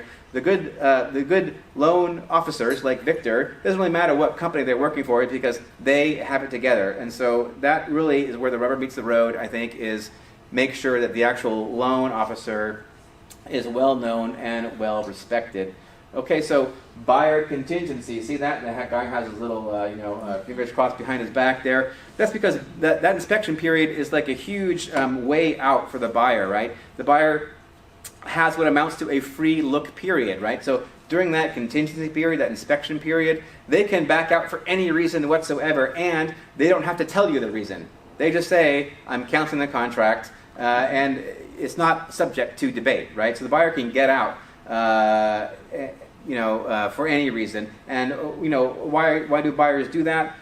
They do that, I think, because they end up a lot of times getting cold feet. Because if you've done your prep work and you have your disclosure package, the buyer's not going to find anything scary in there for a way to get out. They're just going to have cold feet. But you're probably not going to have a cold-footed buyer if you have the buyer that went through the bidding war, because that buyer is the buyer that's bound and determined, right? Those buyers fall out less.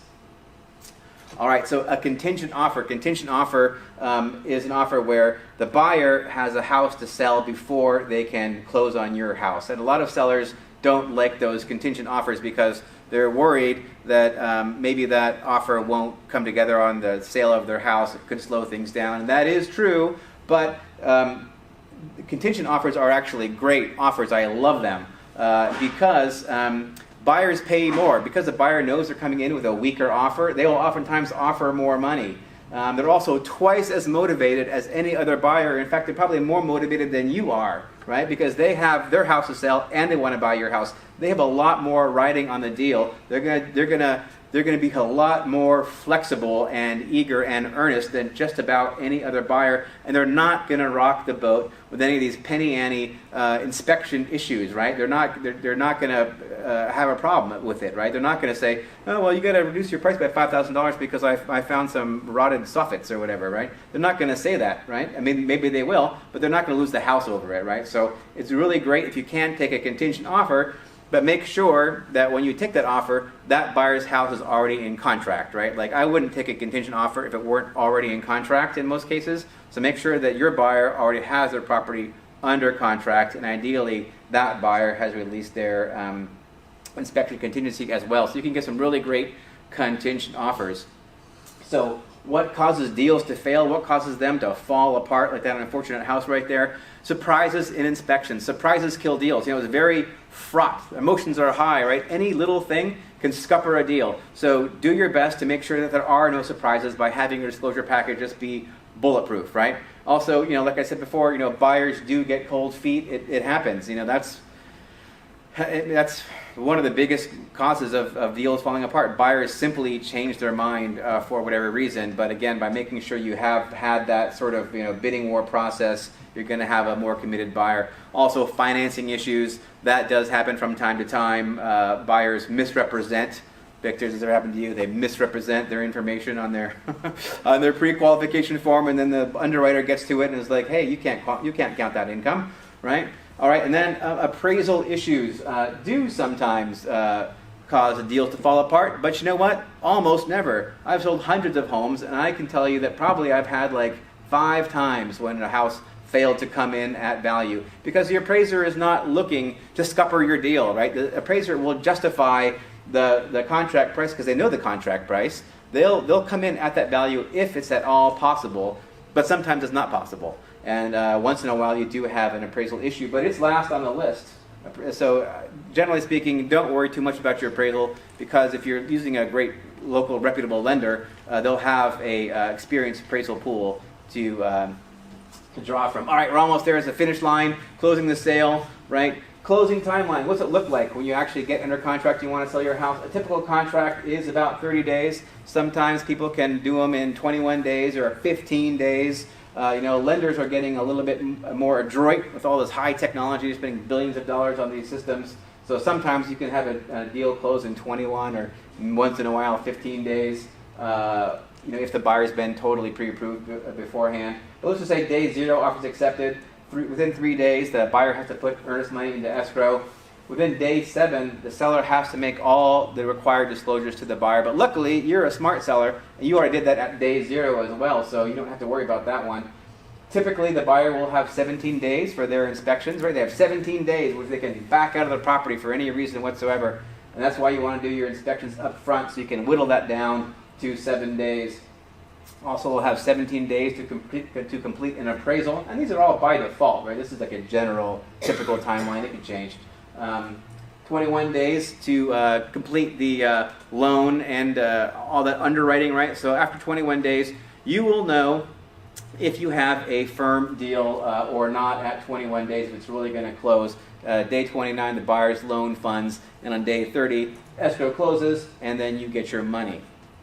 So one thing that's kind of weird right here is that, until this happens, until 21 days into the deal, you're not 100% sure if your deal is going to close or not. But yet, 9 days later, you're supposed to be out of the house with all your possessions, right? That can be a little bit tricky, which is why so many people end up asking for a rent back, right? You might ask the buyer to, hey, I need a 2-week rent back or a month rent back after closing. It's very common, and in a market like this, many buyers are happy to give you that rent back. Okay, so there will be delays in closing. It can happen. It's usually caused by a financing issue, right? The lender, something, they need some more paperwork from somebody, tax return or pay stub or employment verification. Something comes up that causes the closing to be delayed. Also, it could be that you have an inability to get inspectors scheduled. There could be a run on termite inspectors and home inspectors, so they can't get them in. And when a buyer asks for an extension to delay the closing, you can grant it or deny the extension. It's up to the seller. And if you want to deny it, you can either issue them a notice to perform, and if you do, you don't have to cancel the contract. You can just leave it in limbo and cancel anytime you want to after the notice has been supplied, after 2 days after that. But one thing to know is that a lot of sellers want to penalize a buyer. They want to say, hey, I want my buyer to pay money for the extra time it's taking to close the deal, right? Because maybe you have carrying costs and you feel that you shouldn't have to bear those carrying costs out because of the delay of the buyer. That's pretty problematic. Rarely does a seller ever get a per diem fee for a late closing. Victor will tell you why. It's because that will affect the buyer's costs, and then the loan has to be like the closing document has to be resent, and it basically just pushes the deal out even farther. So when there is a closing delay, just know that it's extremely unusual for a buyer to pay for a late closing. It's just not part of the culture, and there are technical aspects that make it more difficult. All right, let's see here. Odds and ends. Have any odds and ends? All right. We're out of time, so I'm not going to do dual agency. And tenants. I want to talk about this really quickly. If you have a tenant in the property, get them out of the property. So it's very rare that a property will ever look anywhere near as good with a tenant in it as when the tenant's out of it. It'll tamp down on the amount of showings that you're going to get. It's going to tamp down on the amount of time people spend in the property. Just always get them out. If it's a single family home, if it's like a fourplex and the buyer is never going to live in the fourplex, it's strictly an investment and they want a turnkey investment, already rented like a money machine, they just buy and they just collect the rents, then it's okay to leave the tenants in there. But if there is a somewhat decent chance that the buyer is going to move into the property, get the tenants out. It's almost all, it might have short-term pain in terms of lost cash flow, but it will almost always mean you get a lot more money for your house if the tenants aren't in there, because you'll have more showings, it'll show better, you'll get more offers, it'll sell faster, it's going to be cheaper in the end to get your tenants out. And I wish we had time to calculate the net proceeds of the sale. I do have a great spreadsheet. This is a spreadsheet, and it lets you calculate out pretty easily how much money you're going to be able to walk away with at closing. So if you want that spreadsheet, I can email it to you. And how do you choose a listing agent? How do you choose a realtor? Well, that's very important. You ideally would get somebody who's experienced and well regarded. You can check the regard on Zillow or Yelp or Realtor.com, and there's all kinds of review sites for realtors. There's probably about 10 of them out there right now. You should ideally find somebody who's actually listed some property before. I'd say that 80% of realtors are out of business within 5 years, so they go fast, right? So you probably want to find somebody who's been around the block a few times. And also, you want to find someone who is a good listener, who's going to take the time to listen to what you have to say to this and spend the whole time just talking at you like some realtors do. All right, and also you want to find someone that you like, right? That's so important, right? Because you're basically going to be kind of in bed with this person, right? This person's going to be sort of intimately involved with you to some extent, right? For weeks or months or sometimes longer than that even, right? So you want to find somebody that you can get along with because they're going to be in your business for a while, right? So I think that the like factor is really very important. So if you're talking to somebody and you think he's a jerk, don't work with them. That's my advice, right? Life's too short to work with jerks. All right. So last thing I want to say is that I do offer what's called a free room-by-room review, and I go out with Danette. Danette and I go out, and we go through a property. I follow Danette with my iPhone, and I record every precious word that she says, and she comes up with a specific set of recommendations on a room-by-room basis of what you can do to enhance the appeal of that room. And then we spend about an hour, and she also goes outside too, and she'll give you ideas of what you can do with the outside of the home. And then I'll go back to my office, and I'll transcribe all that, and I'll create like a multi-page report. Could be 4, 5, 6, 7, 8 pages long of every single recommendation, and I'll rate them all. I'll say, this is something you really must do. This is something you should definitely do if you can. And then the last one is if nice to have, if you have the time and money, you can do these last little things. And the idea is always to boost the value of your property at resale. That's kind of what the room by room review is all about. So if you do want to sign up to get a free room by room review, it takes about an hour, and Danette and I will come through and we'll give you a report and let you know what you can do to increase the sale price of your property. And that's it. That's it. Thank you. Oh, any other questions? Any other questions here before we wrap it all up? Oh, it's 8:20. My goodness. Any other questions? No? Yes. I have a question. What's the percentage of foreign buyers and discounts? Why, that's a very good question. I will say that well, it depends. I mean, like how many non-citizens? I mean, there's many residents who I would say are probably not really foreign because they might have been living here for 20 or 30 years. I would say that probably 20% are probably like non-citizens. As for like foreign investors who come to buy in Santa Cruz, that number is diminishingly small. I would say it's 1%, 2%. It's nothing. I mean, now China has a lot of capital controls, right? So like Chinese money is not flowing into California like it was a few years ago. So it's a small number. It's 1% or less probably. Anybody else? Yes. Marketing expenses, all of those marketing expenses are covered by your realtor. Yes, so most realtors will pay all those marketing expenses. Some realtors will ask you to pay for some, and some realtors will say, if you cancel the listing contract on me, like I want you to reimburse me for my expenses, right? I never do that, right? I always cover all the expenses, and in the rare event that the listing is canceled, I never seek any money back. It's just part of the cost of doing business, I think. But generally speaking, like when you list a property, you don't pay your realtor anything ever, except until closing. Unless the realtor actually does their job and gets your house sold, then you pay them out of your closing funds. But yeah.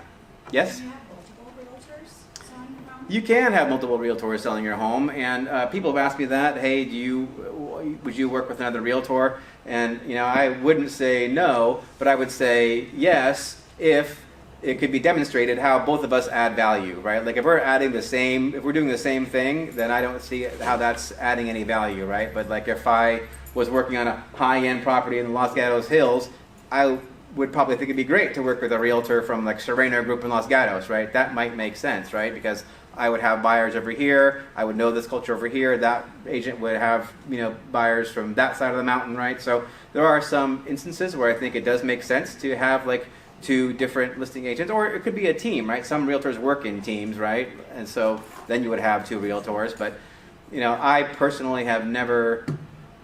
Well, that's not true. One time I did. One time I sold the Bear Creek Country Club up on Bear Creek Road. That was out of my bailiwick. I normally do residential properties. That was more of a commercial property. So I teamed up with a commercial agent to get that done. So yeah, so I have, and I will. If the different realtors are in fact adding value. If they're not, then there's no point in doing it. It just muddies the water, I guess.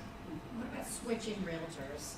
Switching realtors. So, like I say, you have that listing contract and it has an expiration date, right? So, there's nothing in the contract that lets you cancel the contract, right? By default, right?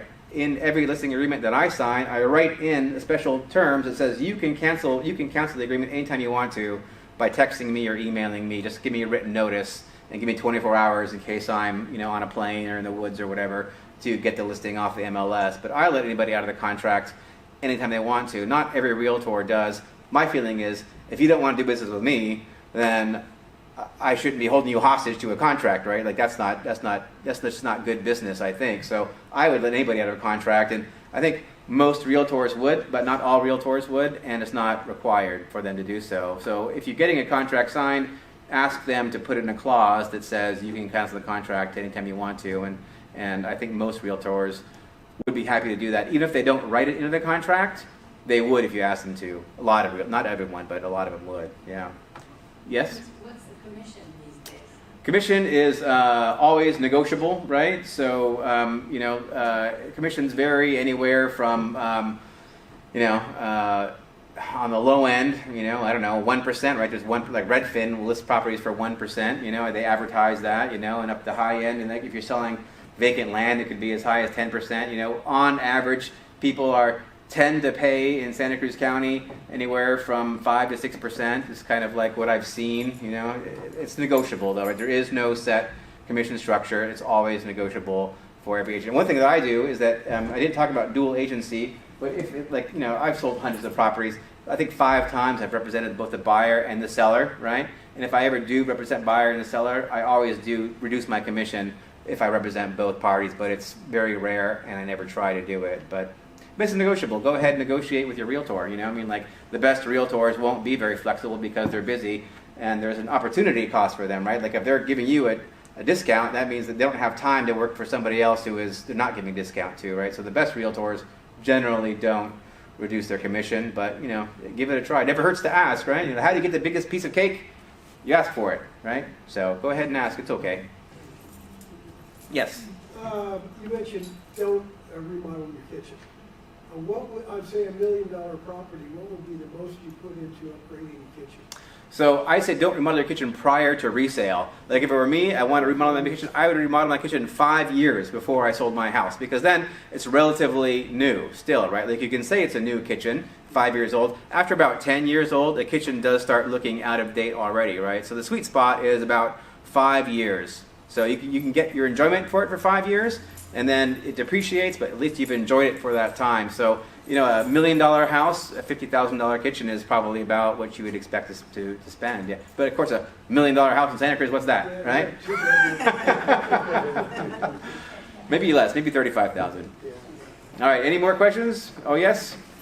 What about timing?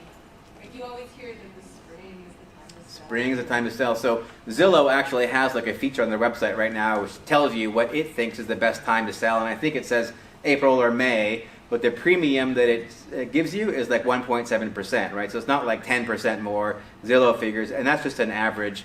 I feel that the problem with listing in the spring market is that that's when everybody lists their house, right? So you're gonna have a lot more competition. I think like February 15th is like a great time to list your house around here because the rains have, you're well past the bulk of the rainy season already.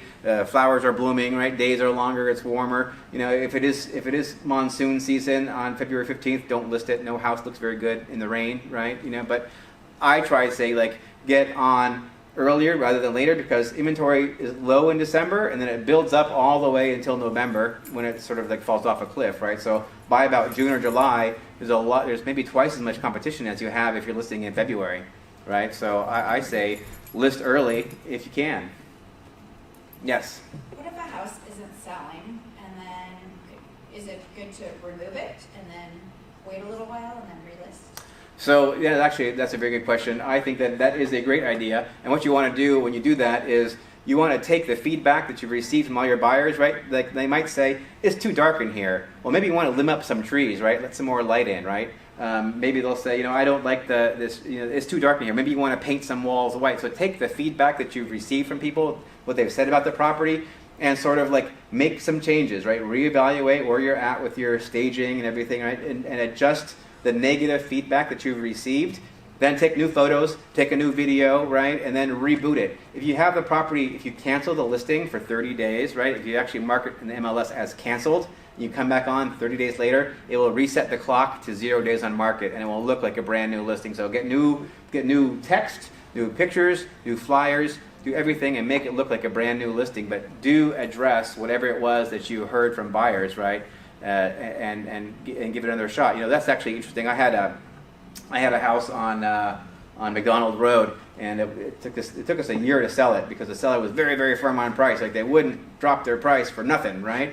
And we had it listed as a 3-bedroom house, right?